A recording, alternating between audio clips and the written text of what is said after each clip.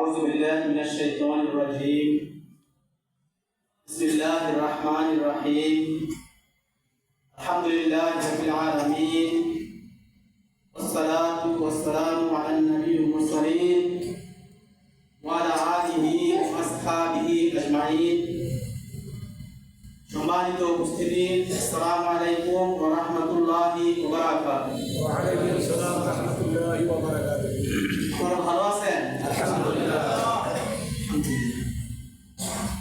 প্রিয় ভাইরা, আপনারা জানেন যে আগামী 2026 ফেব্রুয়ারি মাসে বাংলাদেশ জাতীয় সংসদ নির্বাচন হতে যাচ্ছে।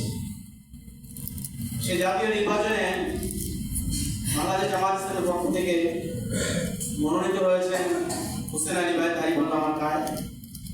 আপনারা ওনাকে দাঁড়িপাল্লা মার্কায় ভোট দিবেন এবং ওনার জন্য আমরা দোয়া চাই। তারপর পরই আসবে স্থানীয় নির্বাচন।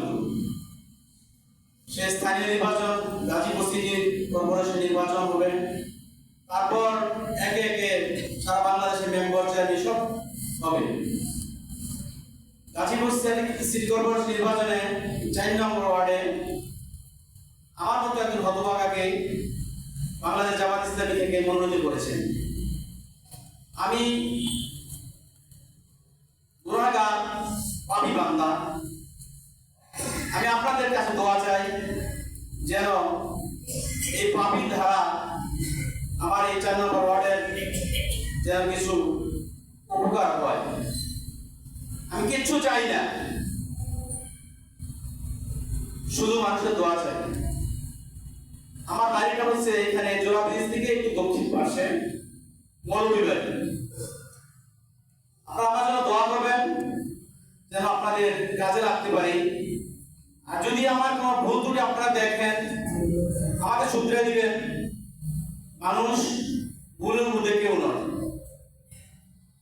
আপনারা আমাকে যদি অপরাধ দেখেন, আমার কালারে ধরে নিয়ে আসবেন, এই বেটা এই কাজটা তুই ভুল করছস, ঠিক কর। আমি মাথা মতো করে সেই কাজগুলো ঠিক করার জন্য চেষ্টা করি। আর আমার জন্য দোয়া করুন আপনারা, আল্লাহ যেন আমার মনের ভিতরে কখনোই অহংকার পয়দা না করে দেয়। অহংকার যারা করেছে, যারা করতেছে, তারা দুনিয়াতেও